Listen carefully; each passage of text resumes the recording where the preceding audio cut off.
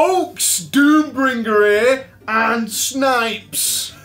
It's time for the most prestigious thing of the year. It's the best games we played this year.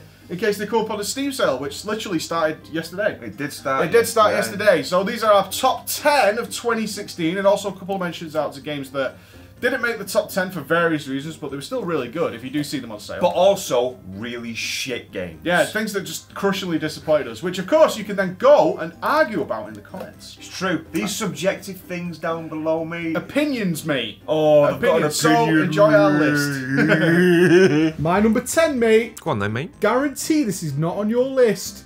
Icy. It is not on my list, pal. Yeah, I knew this probably wouldn't be on the list. I don't think you even played it yet, did you? Which is, it's so good. It looked good. It's so fucking good. It did look really good. Yeah, I put so many hours into it off stream as well, just playing it through. Not only was it like a side-scrolling revengeance, which I love that, and the controls were so good.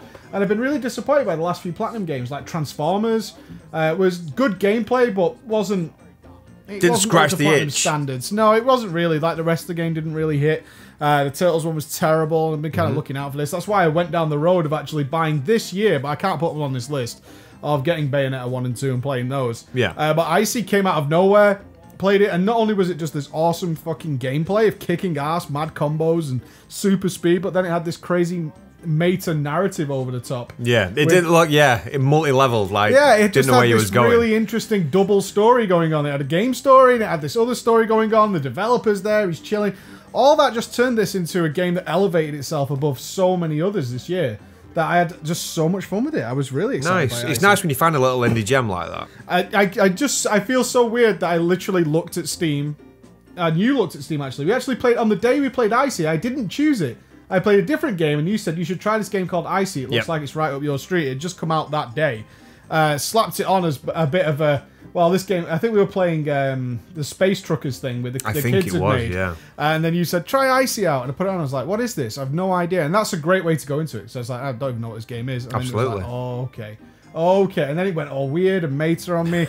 Definitely check it out if you get a chance. Icy was my number 10. So you didn't have Icy on your list. I did not. Your number 10? My number 10, pal, is Battlefield 1. No, really? Really, well, you did play the shit out of that. I played a lot of it, and this is, because it's at number 10 doesn't mean it's a reflection it's a bad game. It was a really, really good game.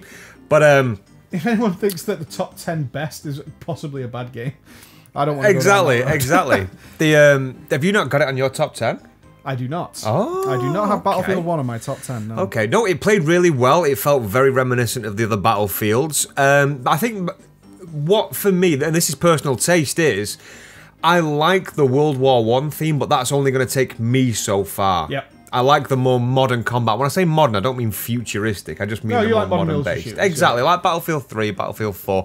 Really good game. Still got the grandiose feel of a Battlefield. Still feels a lot better for me personally, for my tastes, than Call of Duty. It's not arcadey. And yeah, a lot of variation in the maps, in the vehicles. And they actually, they do a really good job of still, on a daily basis, balancing damages and physics of weapons and vehicles and stuff like that, so they're really on top of it. So yeah, that's my number 10. Loved it. I thought I was surprisingly more interesting than I thought, because I'm more of the COD style when it comes to the shooters. Yeah. But Battlefield 1, I mean, I did have a lot of fun with it. I think I've played far less than you, and I think I put about 10 hours into it. Yeah. And even the campaign was great. It was great to see the Gallipoli stuff. It was a lot of fun. It was great to have this sort of World War, but still be the hero type theme. Absolutely. An amazing campaign. Yeah, it didn't quite make my list, but it was certainly up there. It was certainly up there as a consideration, because we threw a lot of hours at that game. We did. All right, so my number 9 then, pal, is the one and only VR game on my list. Oh. Which is a shame, because 2016 was our year of VR, but all the games are kind of still in development, I guess. Yeah. I mean, that's what I get what you mean. But this game was just multi-streamed. We had thousands of people watching this. A chair in a room. I knew you was going to say chair in a room. Yeah. That game just... the thing about a chair in a room is it looks on the face of it like a normal VR horror, of which we've played quite a lot of VR horrors. The audience loves VR horrors. And getting into it thinking, this is alright. The controls work, which is kind of a big deal for VR, as the controls are nice. Yeah. And then suddenly we were in the hospital room, the very first room you're in. And you just get a tannoy saying you can control the cup. So you're like, oh, this is like a tutorial to get you through it. And then it kind of just doesn't tell you anything.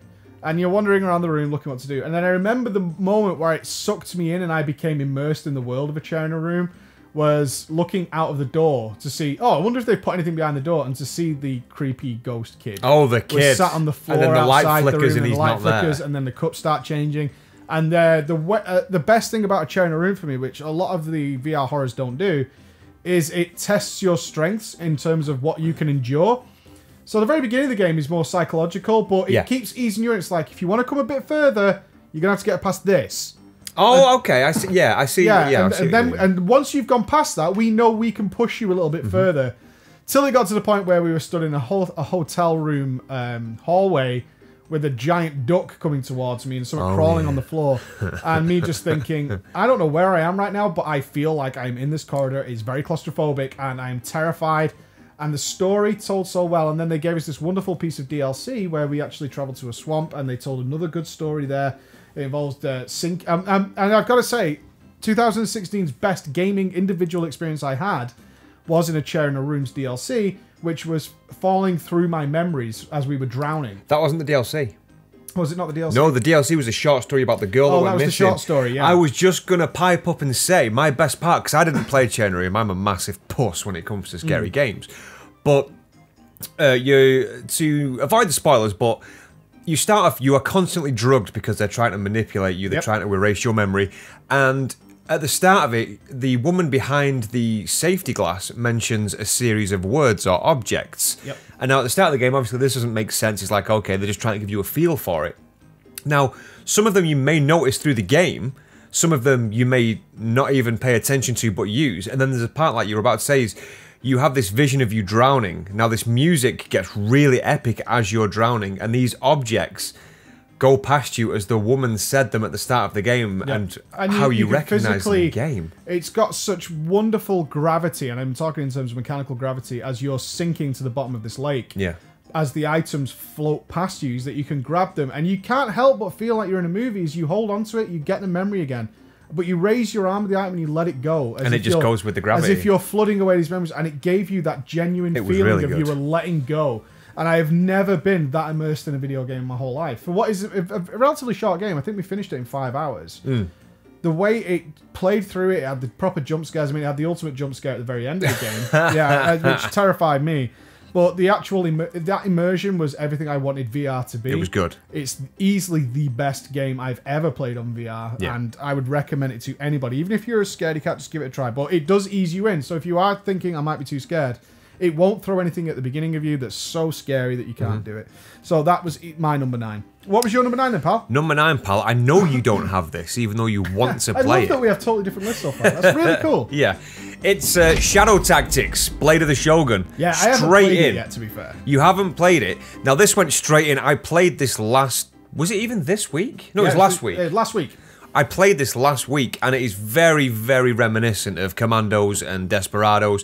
It is exactly the same game, but it's modernized in terms of the controls, the graphics, but they've not tried to make it flamboyant. It's just the original controls. The nostalgia hit me like a fucking spade to the face. It was so good. As you said, they added so much to it to bring it to today's level. Exactly. The little tweaks that they've done to be able to bring it to this day and age and make the game still relevant. Like you can fully rotate a camera so you can fully plan your next moves, as opposed to just a flat screen that we used to get in the 90s. I think it's 20 years now. And it's gorgeous. It's so beautifully animated. Beautiful looking game. Everything has weight to it, including lightness. Exactly. With the way they did the characters. That is on my list of games to play. Oh, absolutely. In my free time. Yeah. We've already covered it on the channel, so I'm not going to stream it again or anything. The variation of characters, but I felt like, and this was a good thing for me, is the characters weren't necessarily crucial to a part of the game.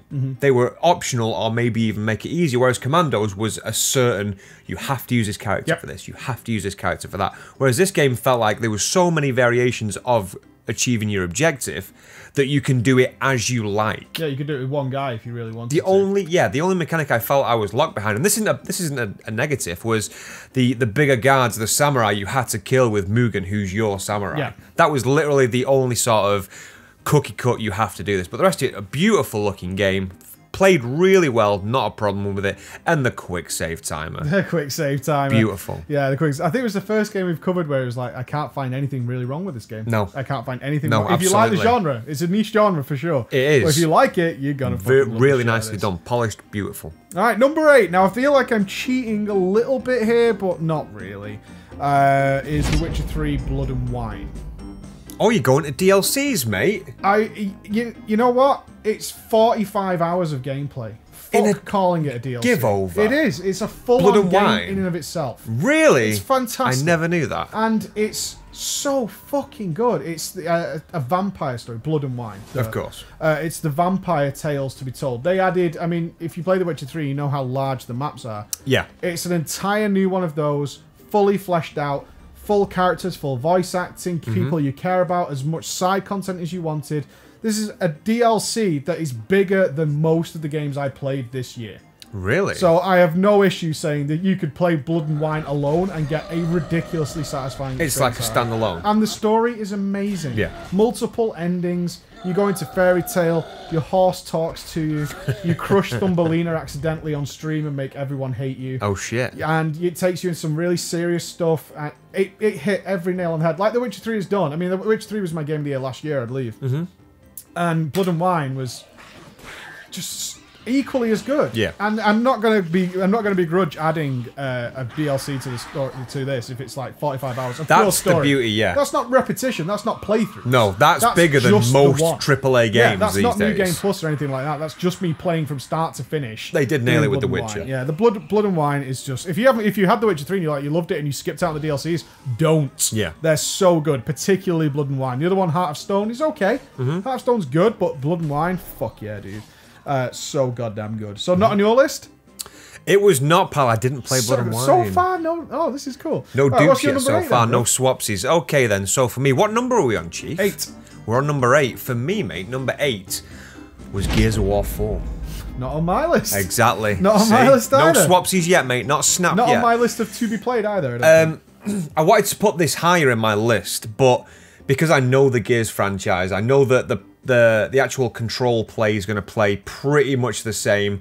I just wanted to see a furthering of the story, basically. I wanted to see the campaign develop. I wanted to see the old favourites like Marcus, and I can't, for spoiler reasons, mention other characters, but it was really good. The story kept me gripped.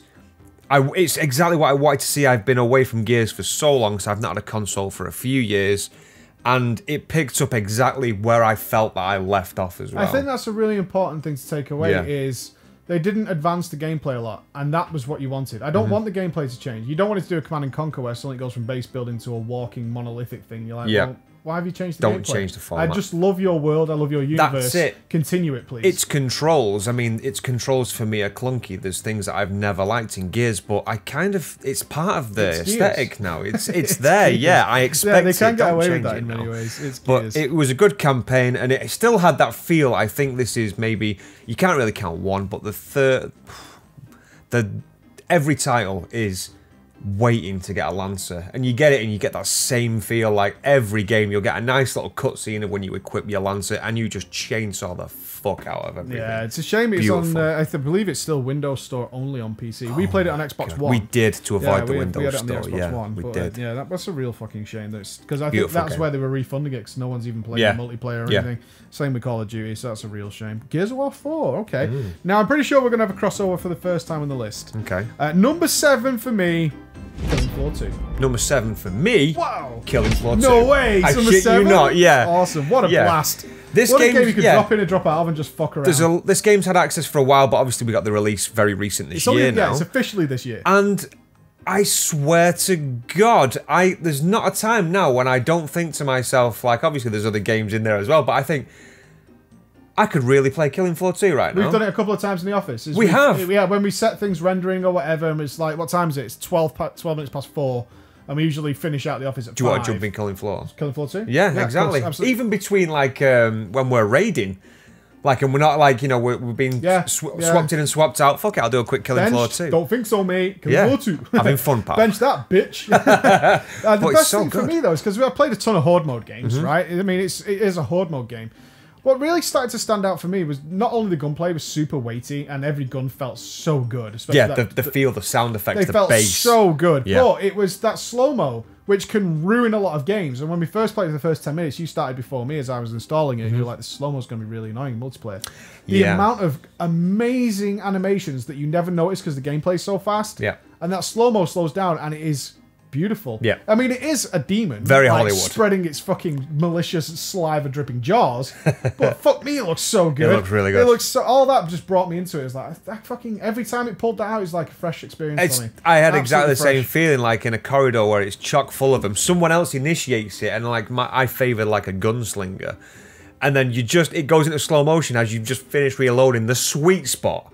And then you just unload both clips from your pistols in slow motion, headshot after headshot after headshot, watching the rounds fly out in slow motion. It's beautiful. Really good. And another thing that really hit me for that is in Pugs, when I've played it on my own, I was like, I'm just going to play some Killing Floor 2 and just drop in, is the pacing of the game is so perfect that if you have a specific setup, by wave 7, you're done. Yeah. And it's commonplace there to throw all your money on the floor for anybody who might be changing and testing for new players and stuff. But generally speaking, if you're experienced and know what you're going for, by wave 7, you've got your best weapons, you've refilled your ammo, and now you've got excess cash.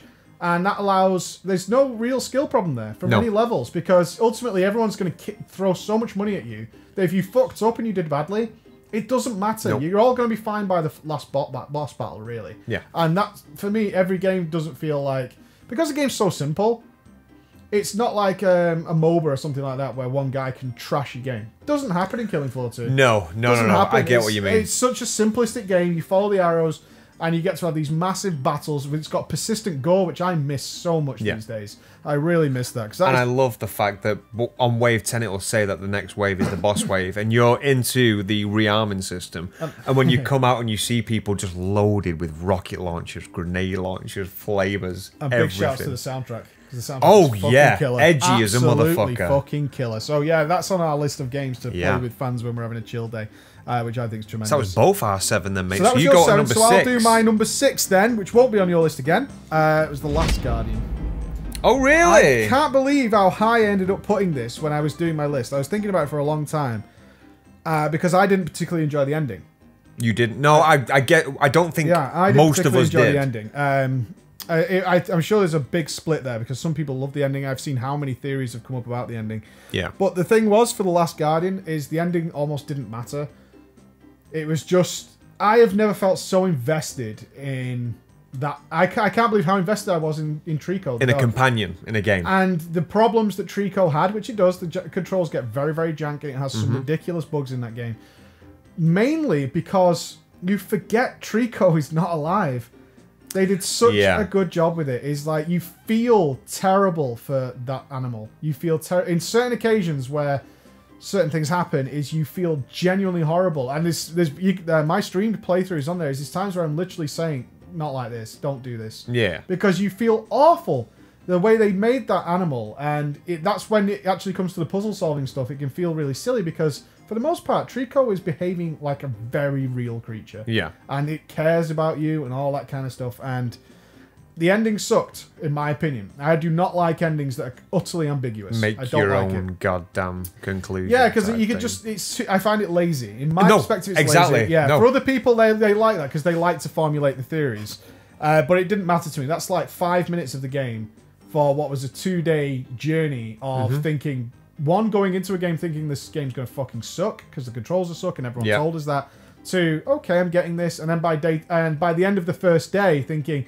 We have to finish this. I have to finish this journey. I'm committed to it. I'm too invested now.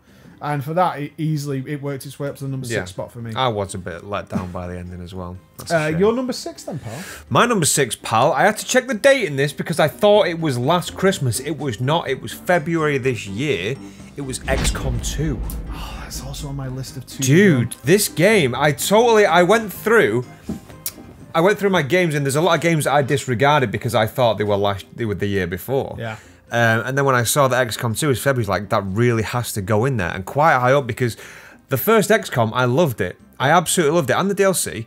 And so I thought the second one, hopefully they don't spoil it. Not only did they not spoil it, the things that they put into that game were so fucking good. It was so clever to give you the first opportunity to attack.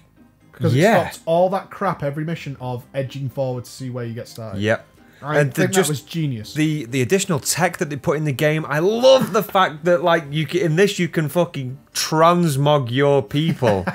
You can change the styles of it. You can change the colors. You can change glasses and hats. I made my character because I made my character my team of people that we know, part of our community. You got you, hadn't you? Yeah, and I had like myself as the sniper with like my hat back to front and stuff like that. I had like you in a mech. And they had like Dolores a shotgunner, just like little things like that. So I gave them their own personality because in the game they are nameless. Apart from when you attach your name, you also attach that personality. Bingo, exactly. And the game, it was so fucking smooth. The gameplay, there was some nice setups that you can do in the game. There's also some traps, but you've also got the quick save thing. This is one of those times, like in Shogun, where I wish they did it in this game. Well, they had a quick save time. You haven't quick saved it, We know you're going to save Scum, so let's help you. Exactly. Do it. But it felt really, really good, and just the additional to the first XCOM, the additions that they put into it, beautiful.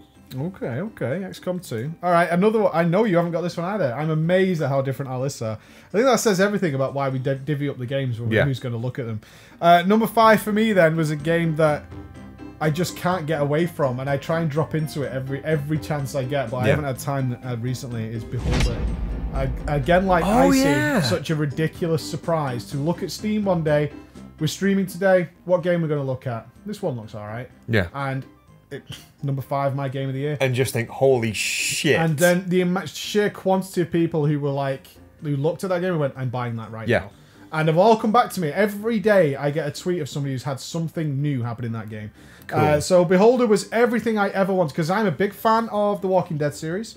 The Telltale series, I should say. Yeah. A big fan of games like Until Dawn, which is all the possibilities. And they always push at you the possibilities that your story will be different every time you play it. Yeah. Like Until Dawn threw it down your neck, but kind of really wasn't true. No. And in the Telltale series, it's kind of not true either, because they don't invest a lot of money in that, because people might not replay it a lot. Exactly. Yeah. So they do little twists. I mean, some dialogue will change. Somebody might be alive, someone might be dead. But the main plot points the main story are going to stay remains the same. Beholder, because it's so simply made, and it's just dialogue that's text-based, and they keep it so simple with animations and stuff, it is a huge world of variety in how you play your game. And every time you play it, just simply delaying when you have tenants move in and out changes everything. It changes everything, and it has objectives, but it doesn't tell you it's an objective. It doesn't tell you that. It's like a personal objective. It's like, I want to be able to do that. The game can let you fail and won't stop you continuing. Right. You can have the most horrible things happen to you. The game doesn't stop. But then when your next playthrough is like, I can't have this happen again. And that invites replayability, but not forces it. Yeah, I know audience members who have died within the first 4 minutes. Wow. And been murdered horribly. And I'm like, how did that even happen? It's like, well, if you do this, this, this, and this, you get fucking flat out murdered. And I'm like, I can't even think of doing that. It's like, that's the point. You'll just see an opportunity, be like, I wonder if I do this time, and then that person has dialogue attached to it. They totally thought that might happen, you know, and they've done stuff like that. So Beholder easily came in at my number 5, and I recommend it to anyone because it's so cheap. It's so cheap. It's a little indie game, and you'll just have some fucking fun with that game. Your number 5 then? My number 5, pal. You haven't got this on your list either. Fucking hell, really? Final Fantasy 15. It is on my list. I've been sneakily playing it. Oh, you son of bitch. It is my number 2. Oh, nice. Nice. I was going to put... falling in love with that game is retarded. It was, yeah. This was going to be a little higher, but I thought I was so invested in this for mainly the story, the attachment of the characters, the very risky move that Square Enix did to make real-time combat, and... yeah, I absolutely love this game. The little things that I think, do you know what? Because this isn't a spoiler, but it's almost a meme at this point. This would have been higher on my list if it wasn't for Chapter 13. Yeah, I mean, I got it at number 2, but I'm in a very fortunate position. One, I know exactly where the game splits off from being the Final Fantasy world to the pure story part of the game. Yeah. Which is the latter half of the game just is like story. Actually, it physically blocks you from going and doing other stuff. So I know when that is. I also know the ending of the game. You do. Because you streamed the whole story mode. We did, with everything. So I've been doing all the other stuff and know when I can finish off the story. And I'm also fully prepared for Chapter 13 Chapter to 13. come along, and I know what it's about, 13. and I'm fine with it. So the story stuff I already knew going in, and I think the story is fantastic. The ending I think is amazing. It's mind-blowing. Yeah, it's absolutely amazing because they pull it back from such a dark place, because that game gets really fucking dark. Oh yeah, it does. Really fucking dark. And it starts so happy with the chocobos and everything, and Cindy and the titties. Cindy's Them titties. titties. And all those stupid sort of JRPG tropes that are in there.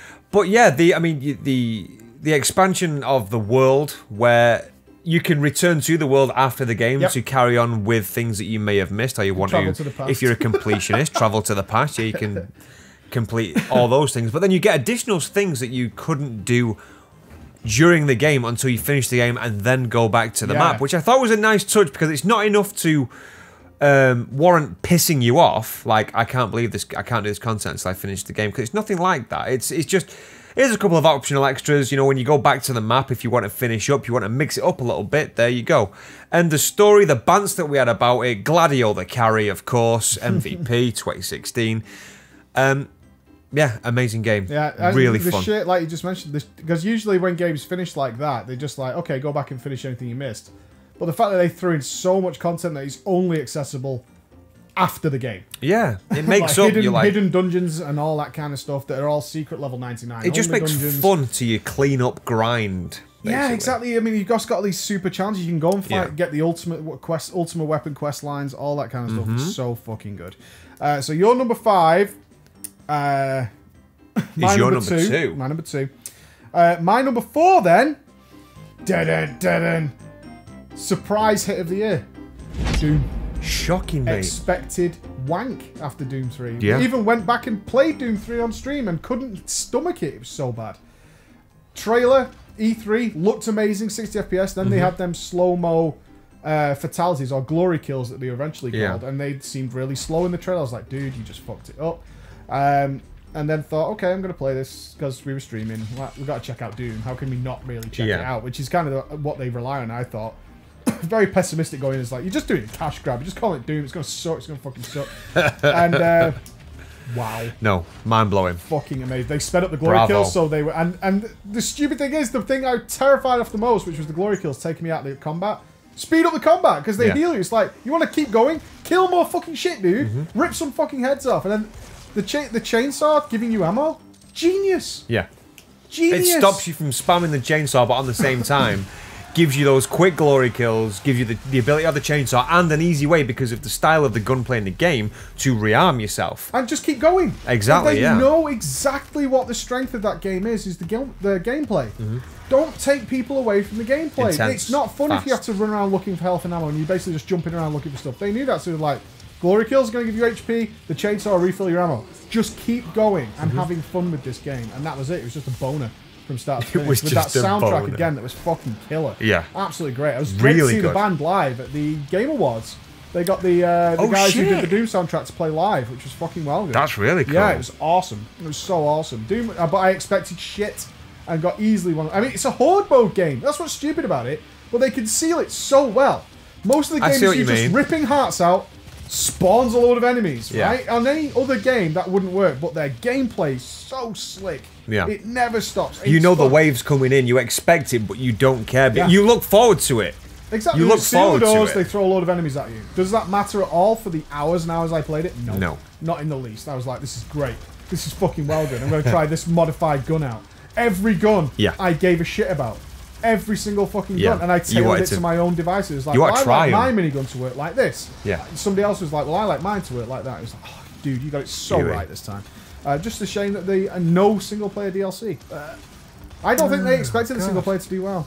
I don't think so, because it's all multiplayer. Well, that for me is why it isn't in my top 10, is because the single player, do not get me wrong, hands up, a beautiful, beautiful game, but I've got that many FPSs in my list that I had to cut some, and unfortunately, I'd love for that to be in there, but yeah, I mean, I don't mind the Doom multiplayer. I played it a bit before I put it on the list, but it's all right. But it's not special, and all the DLC is kind of tailored towards the multiplayer, which is a bit blur. Yeah. So that was my number 4. Your number 4, boss. My number 4, pal, is Dark Souls 3. My number 3. Not surprising. I'm wasting all your higher ups, mate. Oh, I'm fine. This game. Guess my first. Oh my god. I'm gonna give that away next, mate.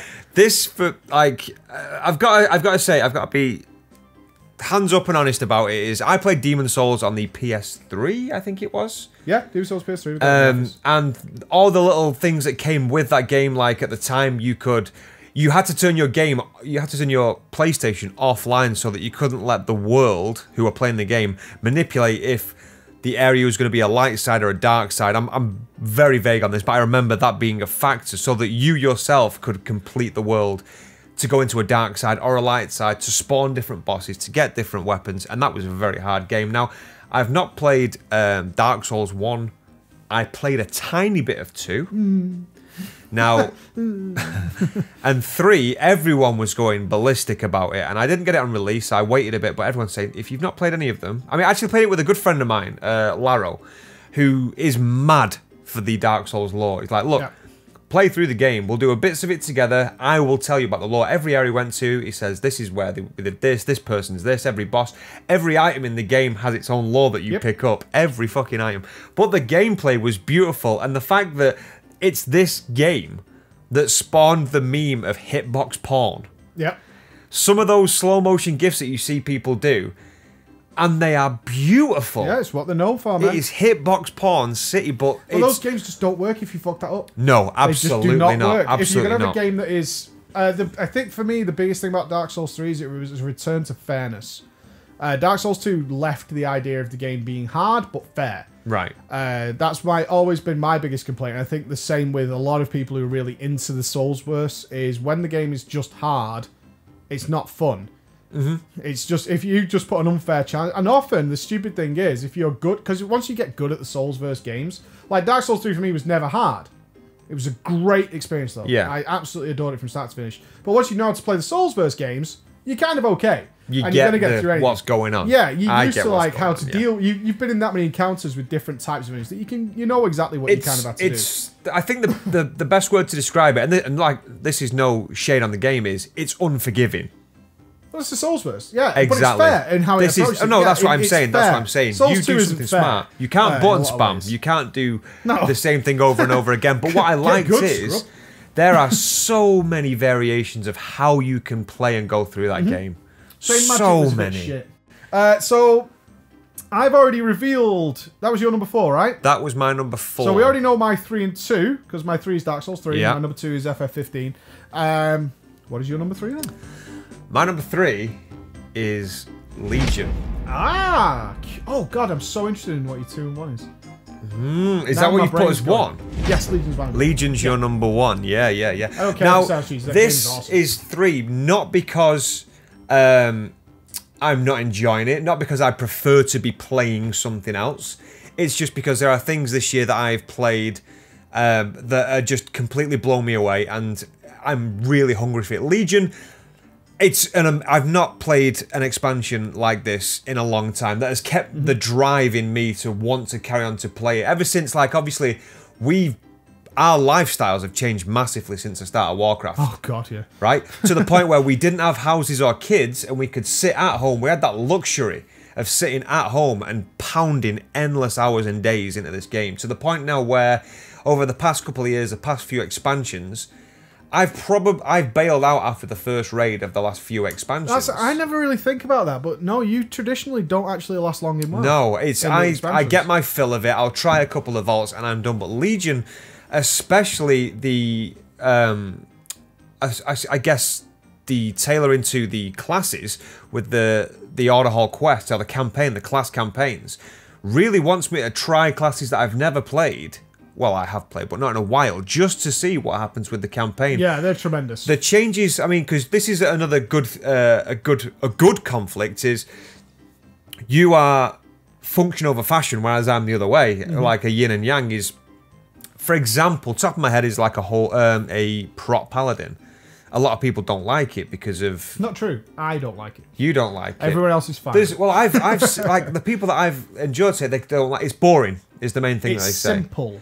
It's simple. It's simple, which is great for a lot of people. Yeah, the other expansions that I've played a prot paladin, its animations are quite standard. It's been okay, but now in terms of this, the little things like holding your weapon into the air, there's like a flash, and then you consecrate, splashes the ground.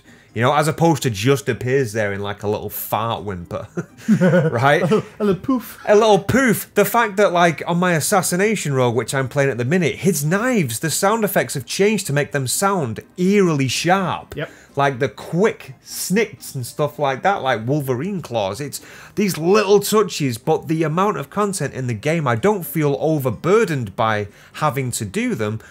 On the flip side, I know that I'm not going to go shy of anything on any character. Yep. It's at a nice, digestible rate for the way that I play the game, and it's kept me wanting to play more this long into the expansion. Only to add on to that, I mean, it's a bit silly of me talking about why I love Legion. There's about a million videos on it. But the biggest point I always make to a lot of people who are like, you know, do you love Legion? I was like, look, my biggest complaints about Legion are not big deals. In the grand scheme of things, they're not big deals. No. So things like the legendaries aren't a big deal, really. No. They're a very big deal for like a very small amount of people. And anything else you really, really dislike about Legion? And people ask me that, it's like, what do you really dislike about Legion? Plenty of things I want to be a nitpicker. And I can be a nitpicker because that's part of the job in the Elsewhere of the Challenge, to really nitpick things like AP kind of sucks. You know, for multi-classes and multi-star, I want to do other stuff. The constant farm takes away from time on alts. I'd like some more time on alts. But these are, like, not big deals. No. They're not big deals. I know some people would be like, it's a big deal. I was like, it's a big deal to you. It's not to me. No. That's all I can say. Personal taste. It's not a big deal to me. Like, the biggest problems I have with Legion just aren't big deals. The raiding hasn't been the best, but it's still decent. Yeah. But the rest of the game is great. I like logging in and I like doing my world quests and the emissary quests. It's like, it doesn't feel like a chore to me at all. No. And I'm more than happy to explore the world constantly. I'm always out doing different things. It's varied. Love it. Absolutely love it. I'm having a great time with it. Good. So that was your number one. That was my number one. Yeah, so that's my list complete then. So we have my well top done, 10. mate. Let's have your number two then. My number two, pal, is Planet Coaster. Fuck off. I'm not even joking, pal. You're such a nerd. Why am I a nerd? Because you spent so long making that fucking toilet or whatever it was. No, we followed... No, the toilet, we followed an old lady into the toilet to see if we could see a drop of deuce. You are a total nerd at that game, though. I've walked into the... Like, you guys don't see this because you see his stream and stuff, but I've walked into the office, he's been sat there, like, doing, like, the painting on his hot. Oh no, it was sat at the. It was trying to get the angles and rotation right of like the models and stuff that I was putting in the park, but I was like inches away from the screen. Whereas I would just be like, "Can I get a prefab and just slap it down?" That's the beauty of it, mate, and that is another reason why I love this game. This game is like this is one of a very rare franchise that I play. It's kind of strategy, it's managerial, and it's a sandbox game. I rarely play these games. The last one that I played was Theme Park, man, on the Amiga. Right? Wow. Think about that. That was the last. You didn't try Cities or SimCity? I did not know. Oh, okay. I didn't.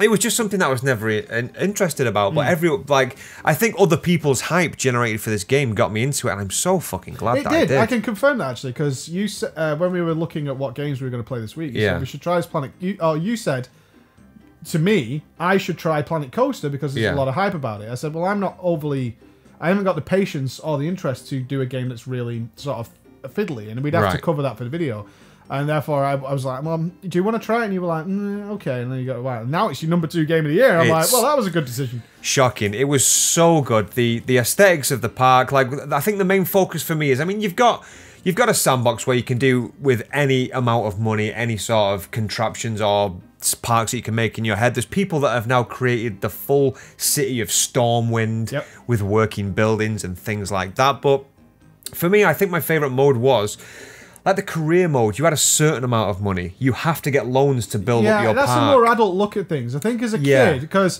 if I can put some context to you personally, you might not even remember this, is when we were younger, we've been nerds forever, by the way, when we were younger and I had a flat, and we used the flat living room to create a LAN because we were all mega nerds. We did. And I lived with another guy, is I would often come home from work, and you and him would have spent all night, like 4 or 5 hours, in Command & Conquer Generals just building your bases. We did! You would have just sat there in multiplayer. Particle cannons. Yeah, and you two would have just crushed the enemy till they had like 1 guy left, and then just built bases for like 4 or 5 hours. Yeah. But now you're at the age where it's like Theme Hospital. I used to cheat instantly at Theme Hospital. But when you get older, that limitation kind of pushes you to play the game better, and then you feel more proud of your work, I think. Yeah, exactly. It's a lot more it's pride, isn't it? It's more like a challenge. Yeah, but then obviously you start off with a couple of really shitty rides, and then watching it develop, and then you get the luxury of designing your own roller coaster with however you see fit in your head for it to work. You then have to test that roller coaster, okay, to see not only what someone would think of the ride with like nausea, excitement, like fear, but if the actual ride is going to work, like with its dips and its troughs, and is the cart physically going to make it around the coaster. Hello to you, Ben. And then the additionals is with the integration of the Steam Workshop is you can get. I never liked a lot of things that were to do with the Steam Workshop purely because I don't like, for like Left 4 Dead, for example. That kind of integration with the Steam Workshop is if I have a mod on Left 4 Dead, it either won't show up on your screen, it's pointless, or you have to download it. Whereas in Planet Coaster, everything is available to you in-game.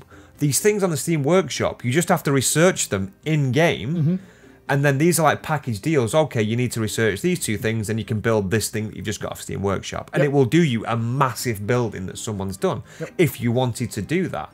But from the ground up, the customization of that game is mind-boggling. Cool, man. I'm really glad you enjoyed that. I loved it. Absolutely. It was a real decision, but I think we talked about that a couple of times before we decided who was going to play Planet Coaster. Yeah. It's great to see it come out like that. I think I know what your number one is. Now, I've been playing this before this year. Its release sounds like a cheat. Was this year. Oh, I know what it is. It was in May. Boo!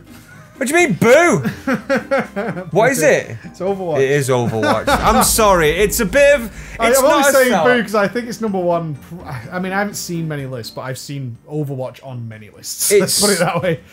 To be... Oh, man. I cannot explain how much love I've got for this game. WoW at number one, so. Yeah, sort of. I get what you're saying. You put WoW as number one.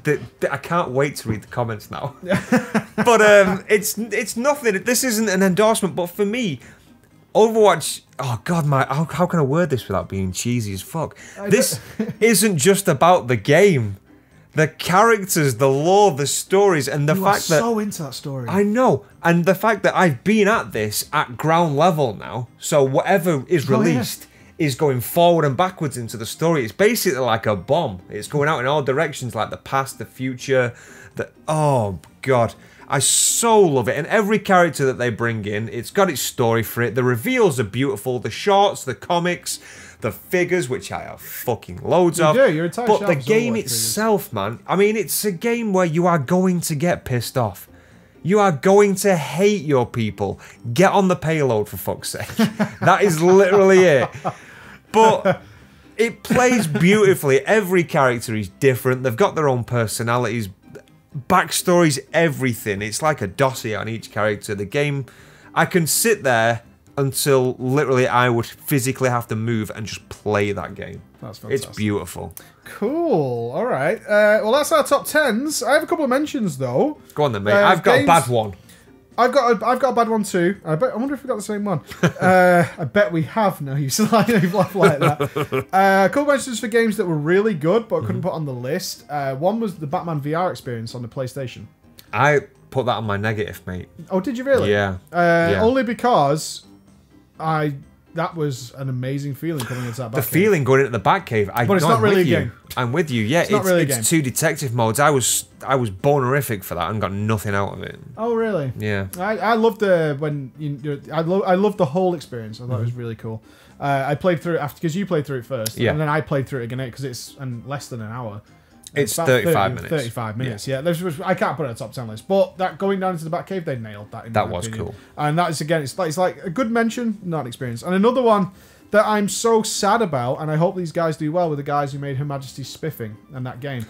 Yeah. Again, it's an hour long, but that hour is fantastic. Yeah. That 1 hour that they've got there is fantastic. And they're a little indie company in Ireland. The game is too expensive. I couldn't recommend anybody to fucking buy it. I would say watch it so you know what they're doing. Look out for them to make something in the future. Yeah. Just be aware of this company and be aware of that game. If it pops up for like £1, pick it up. Get it. Pick it up. But I can't put it on the top list because there's no way I can recommend anyone to buy it. But absolutely hilarious. And a nice shout back to games like Monkey Island. Yeah. what I wanted to put on, which is, it's good, but it's a slight disappointment, is the latest, and it's in my list every year usually, is the latest Hearthstone expansion. Mean Streets of Gadzigan. It just feels, they've changed the meta in this quite drastically, but not in a way that I personally enjoy. It feels that things are restricted, they're the same decks that people have made. There's just not the variation that I wanted. You were hoping for a big shift in all the gameplay. Yeah, it has done that for a certain style of play. Like there's different styles, like there's a Reno build, but the existing things that are in there, it just seems like they've bolstered them, you know? It's a shame. But my big disappointment this year, and I didn't even play that much of it, was Dead Rising 4. Oh God, how did I not put that on the list? I don't know. What a criminal disappointment. You know, I think I literally gutted. I could tell you why I didn't put it on the list. I forgot it even existed. Yeah. I forgot it even existed. That game for me, the prequel, a lot of games do it where you do the prequel, then you can jump into other games with each other. That's standard in a lot of games, especially if you're doing a campaign, a co-op campaign. But that game just fell off a cliff really fucking quickly. And the thing is, I played it for a lot, because we couldn't do the multiplayer campaign, obviously you dropped out, we did the multiplayer together, and then I carried it on. We did the Horde mode, didn't we? Me and you did the Horde mode together, and then obviously one of us was doing the review on it. So I continued to play it for another 4 or so hours, and I said in the review, Court wouldn't have saved it. No. There's just nothing of interest going on in that game at all. Nothing of interest. It was, oh, there's a new weapon. All right, that's cool. Let me go find the next blueprint. I had no interest in the story. I had no interest in the fun that you make when playing that with other people. I guess that option was a big thing for me, but the story as well. 3 was cool. 3 was very cool. Not just for a lot of people hated 3 because it deviated a lot from 1 and 2, but I was okay with it. I was fine with it. Yeah, it was not just the fact of the multiplayer, but for me, for us, it was a big thing. It was fun to see what the other person's doing. Yeah, to see your friends. Was silly fun. That was exactly. almost the Saints Row point. I mean, you had them American football zombies that were tackling you and stuff. You mean you were jumping off balconies to do wrestling like coming around the corner in a golf cart dressed like a woman with a Lego head or something like that. When you don't expect it, and you just hear the golf cart going meep meep, and you turn around, your friend's there dressed like that in a golf cart. It's funny. You can do this in this one, but the setting is more serious now. It's like, and then the government came with the virus. It's like, shut the fuck up. Be light-hearted again. Yeah, assholes. I mean, the zombies have to be funny too, and they're not in this. The zombies aren't interesting. And they have the psychos, like we did the Santa Claus guy and his evil elves, but it's like these little sectioned off, like, almost like an Easter eggy style. It's not an Easter egg because it's part of the game. Yeah. But they're like sectioned off like, this isn't really part of the game. This is like a fun thing. You remember the fun stuff we did in 3? Well, there it is in this little pocket. They're trying to remember. Yeah. Oh, it's like it's in this little pocket, locked off area, but that's where we're going to keep it. Because remember, the actual world's quite dark and evil. It's like, I have a sword made of ice. Your real world isn't that serious. I have a mech suit. Yeah, I have a stomping mech suit. I pick up cars and stuff. Why are you doing this? It just completely takes me out of the game. Horrible. Yeah, so once I'd done the video on it, I would have put it on them at disappointments, but I forgot it existed. That's fair enough. Ladies and gentlemen, our top 10 games each of 2016. Look forward to see yours and look forward to see your comments telling us we are wrong. Excellent. Alright guys, we'll see you with our top 10 games we're looking forward to in 2017. Which is coming up soon. Bye-bye. Bye-bye. Well, that was our list for 2016. Awesome year in gaming, though. Absolutely retardedly good year in gaming. There's a few other games that aren't on my list that may have made the list, but I didn't have time to play. I'm sure people are going to be pissed that I chose Final Fantasy because I didn't stream it, but you did. I did, mate. So everyone knows the game, so I'm just kind of working through it in my own little way. Good for you, boss. Oh, good. Yeah, also, are you annoyed that I chose Legion? You shouldn't be, really. It's pretty obvious at my point. And then you came in with the big solid Overwatch, mate. It's your game of the year. Yeah, I did. Okay, I'm almost sure. We didn't check. Did you pick it last year as well, even though it was in beta? Don't think so. Don't think so. But maybe it got an honourable mention, mate. Probably did, pal. But it wouldn't have been legit. Now it's legit. Also nice, because of the way we do make squats now, is some indie games slipped in there that I would have never played previously. Yeah. Yeah, that was really cool. See Icy and Beholder and playing those games, I was like, oh shit, these are well good.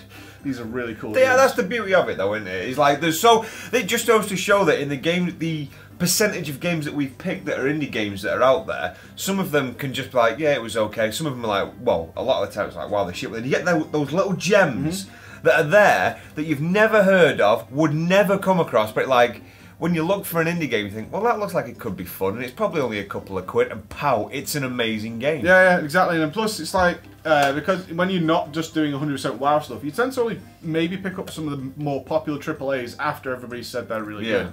So coming in with the way we do it, which is we literally look at Steam and go, what came out today? I'll try that. And that's it. And then both Icy and Beholder, for me, were both games like that, where we were just like, that looks alright. And I was like, whoa. This is fucking awesome. Yeah, but still, the AAAs are pretty dominant. It always bothers me. I know this is like the outro, but it bothers me. It's like I never play AAA. I don't get that mentality.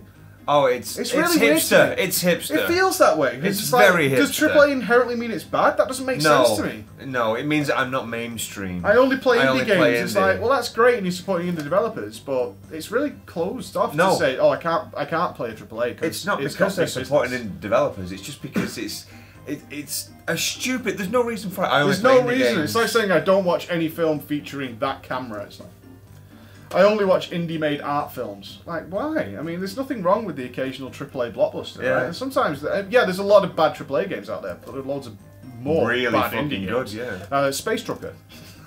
Boom. You might want to check out our mates Watts of Space Trucker. Did you 100% that? You hipster bitch. I did 60%.